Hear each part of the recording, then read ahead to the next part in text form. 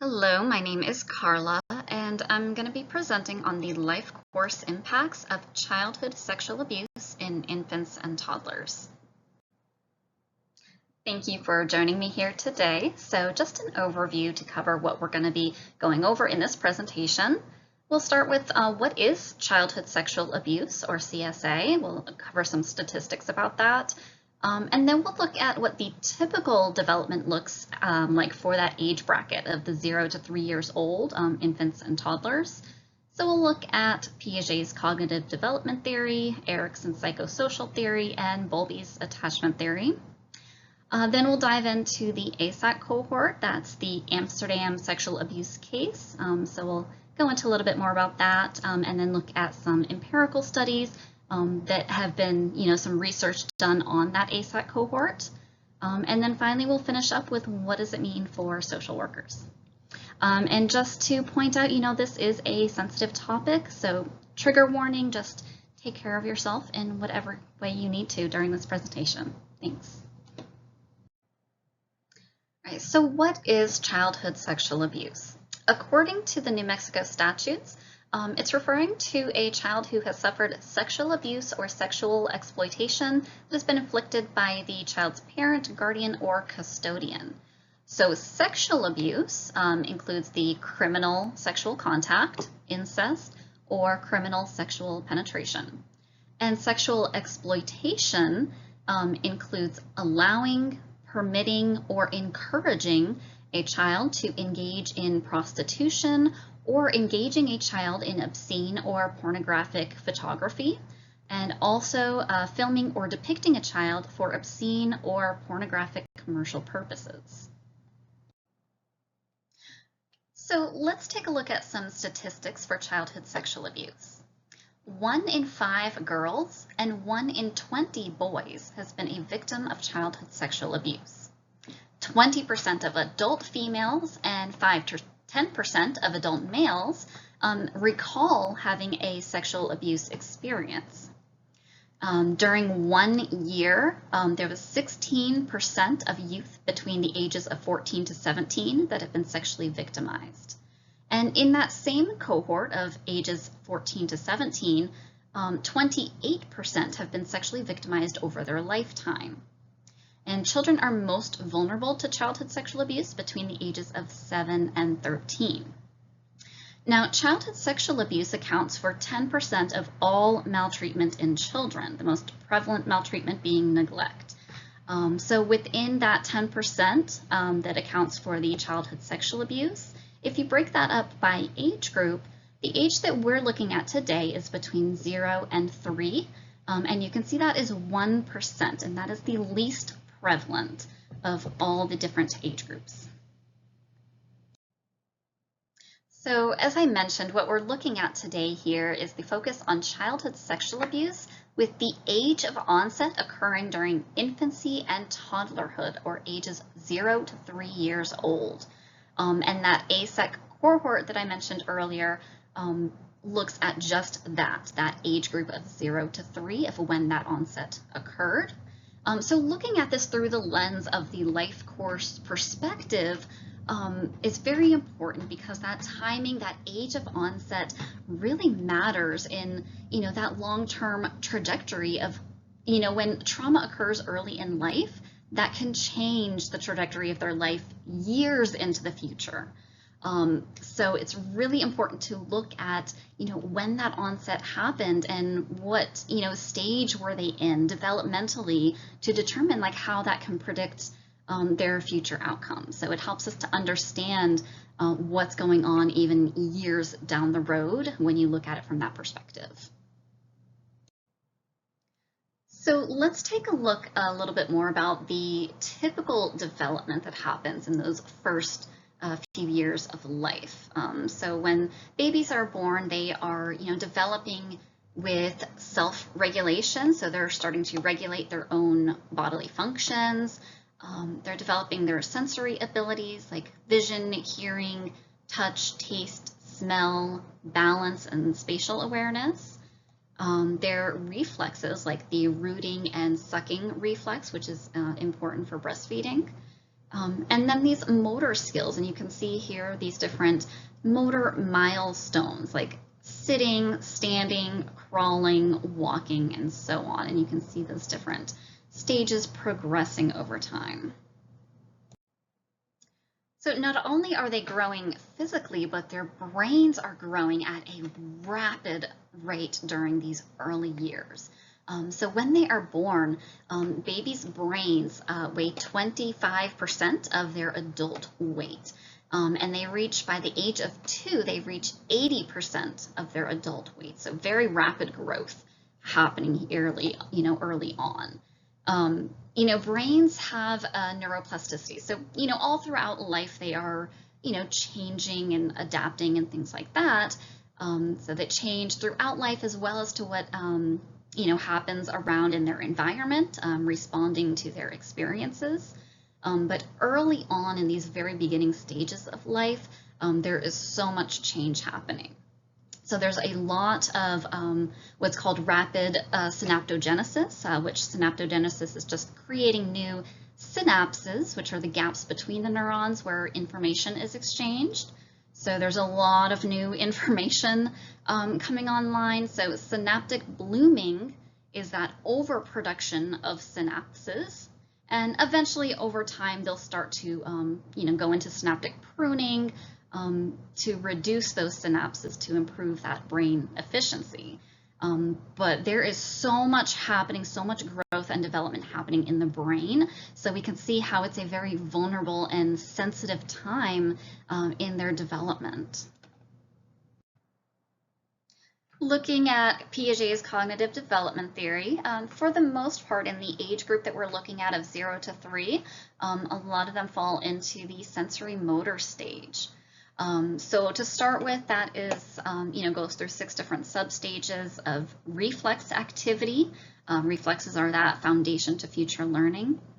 Then they move into the primary circular reactions. So the infants are then repeating behaviors that bring them a positive response and pleasure that's typically focused on their own body.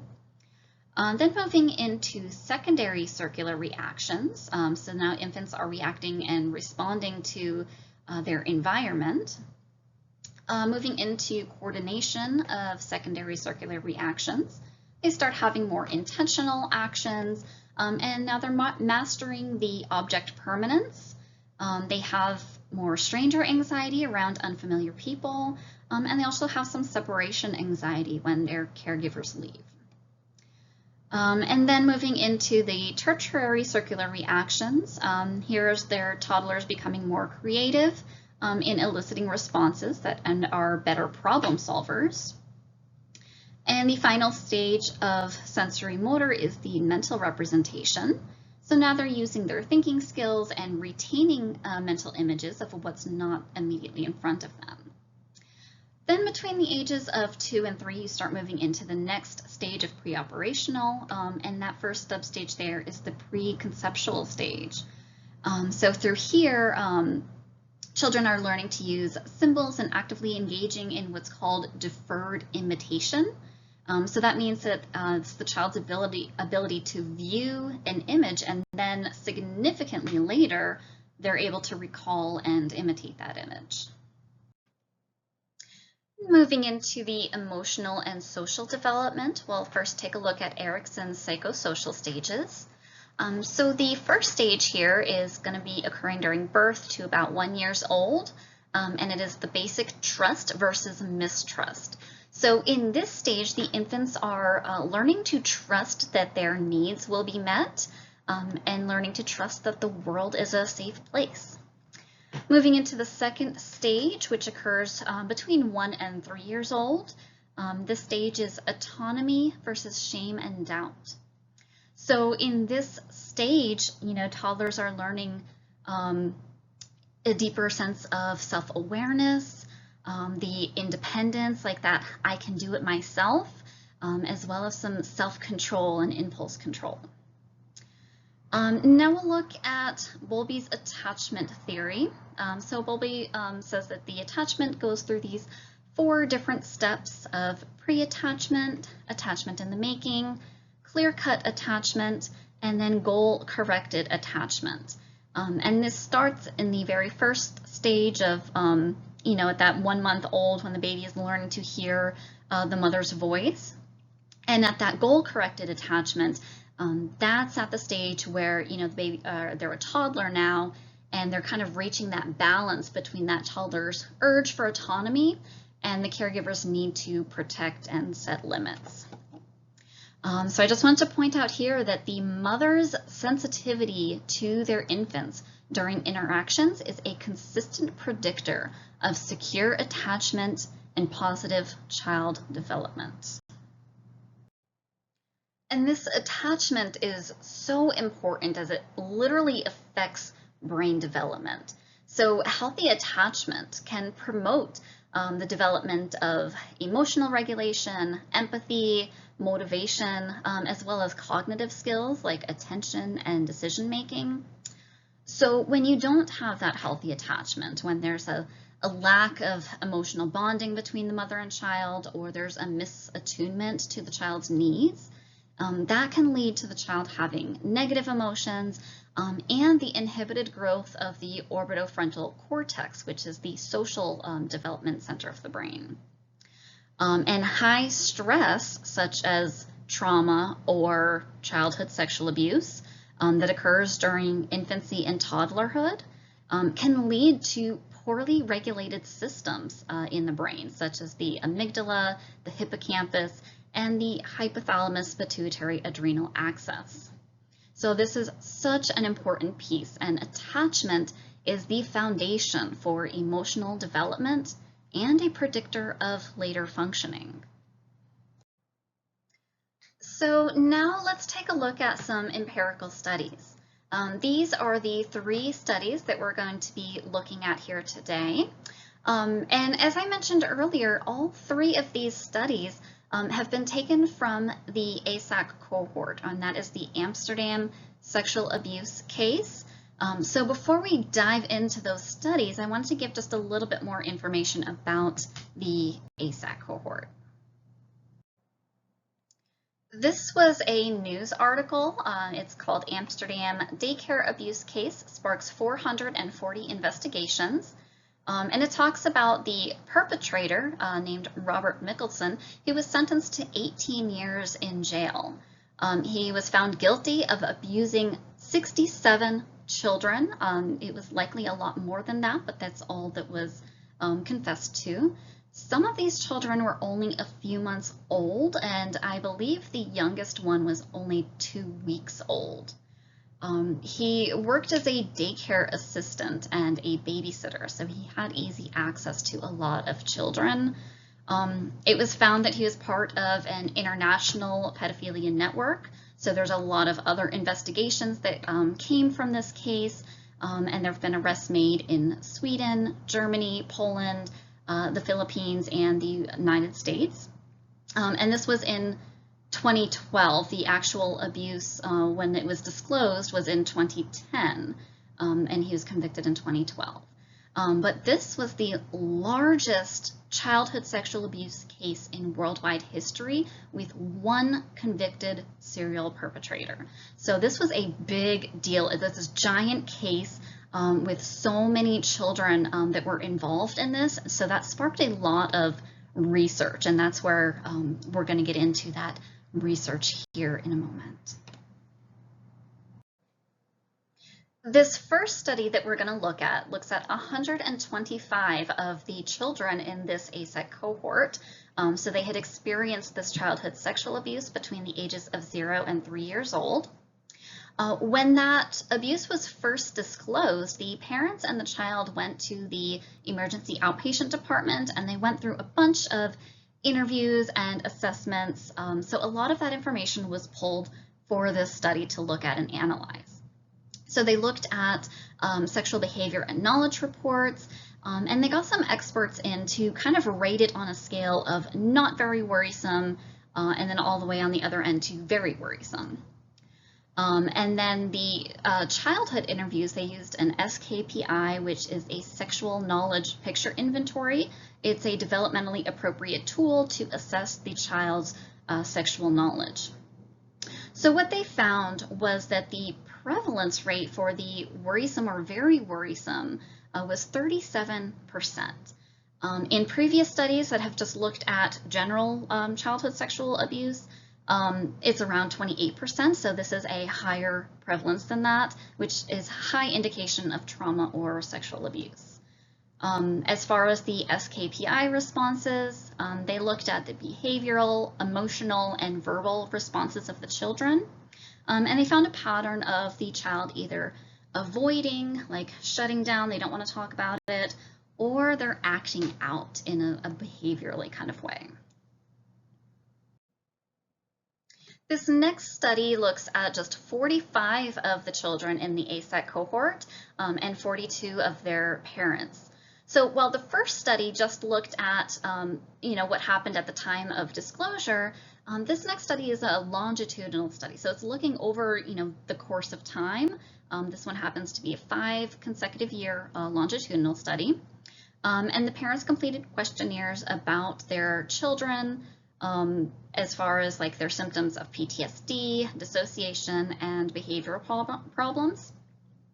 What they found was that the children typically showed low PTSD and dissociation. Like it was still there, but it just wasn't, high up on the scale. But there was a high behavioral problems that we're experiencing here. So a lot of aggression, acting out, tantrums, non-compliance, things like that. And this final study here again looks at the 45 children in the ASEC cohort and their 42 parents. And this particular longitudinal study occurred over 10 consecutive years. This one looks at attachment, so the parents completed these questionnaires related to their the child and parent's attachment. And what was found that there across the board was high insecure attachment. So as far as the avoidant attachment that can stay, consistently stable over time, ambivalent and disorganized were also high, but after 10 years they noticed a decrease. But even despite that decrease, it was still consistently in the clinical levels of insecure attachment. So what does all of this mean for social workers? If you're going to be working with children who may have experienced childhood sexual abuse, it's important to understand that this particular age bracket of 0 to 3 years old of when that onset occurred is going to present in a very atypical way. It doesn't express itself in the typical ways that you would expect trauma to express itself, such as like the PTSD symptoms. And this is because, they're at a very pre-verbal stage of their development and they don't have that autobiographical memory. So it comes out more behaviorally. So when assessing for the childhood sexual abuse, you can look at things like, are they expressing developmentally inappropriate sexual behaviors and knowledge? And their behavior problems, such as what we mentioned earlier about the aggression, acting out, having tantrums, non-compliance, things like that. And do they have insecure attachment? Even though in the cohort that we looked at today, that perpetrator was not in the family, it was a daycare worker, so it was outside of the family, but that can still disrupt the attachment with the child and their caregiver. So it really needs a multidisciplinary approach in assessment because it can be kind of tricky to figure out exactly what's going on, especially when they don't have the language to express it themselves, to verbalize what happened to them. So when working with these children, really focus on the trauma-focused type of therapy, looking at attachment interventions to strengthen that secure attachment, and learning, teaching them skills for emotional regulation and distress tolerance. And when working with adults, we'll look at working with the parents of children who've experienced CSA, and then adult survivors of CSA. So first of all, working with the parents, it can be good to have dyadic sessions, so having the parent and the child together in session to help repair or strengthen that attachment and that bond there. It has been shown that the more support that the parent offers the child after this disclosure has been, shown to have a healthier attachment. Also, psychoeducation, so just explaining to the parent about the developmental stage of their child and the trauma responses that you can expect from that stage of development, so that even just having that knowledge can be helpful for them to understand what's going on and why, especially with the behavior issues, like why that's happening.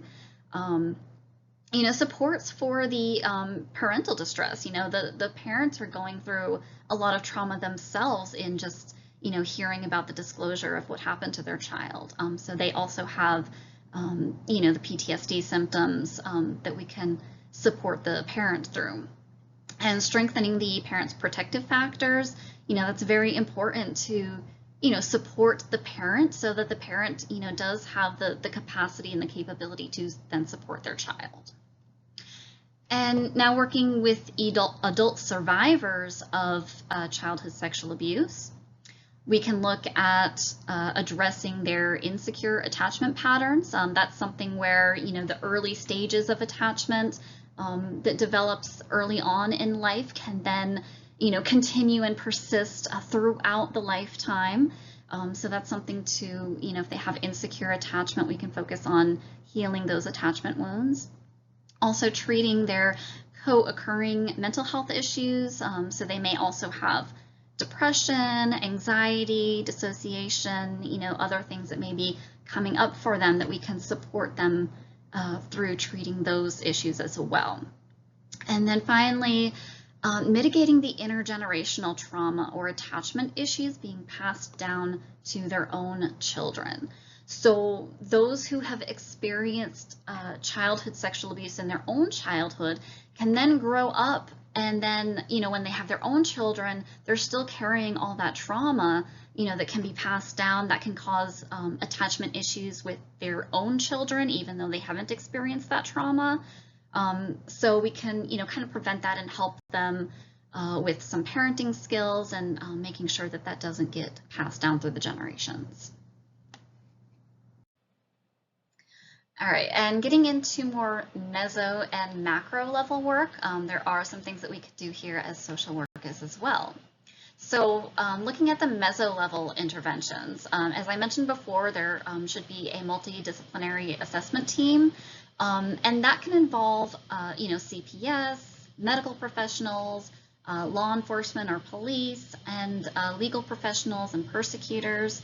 And it's good for them all to work together to make it just a smoother process for everyone involved, as well as the parents of the children, having support groups for them and education to support them through coping or promoting attachment with their children. Having daycare or childcare staff training so they can learn about trauma and developmental impacts and things like that.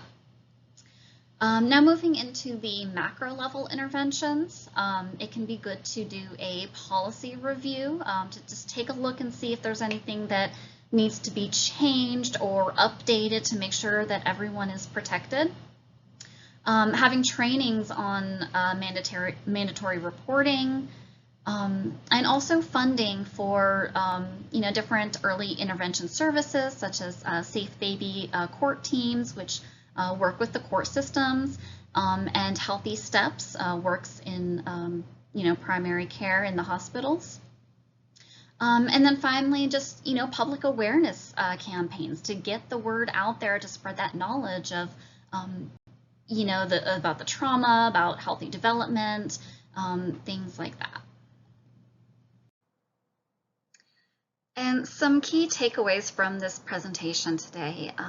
Just to reiterate, timing is crucial, and the age of onset matters.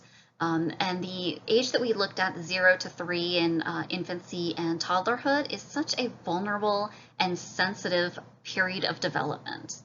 The longitudinal studies that we looked at today show the impact of childhood sexual abuse in infants and toddlers persists over years.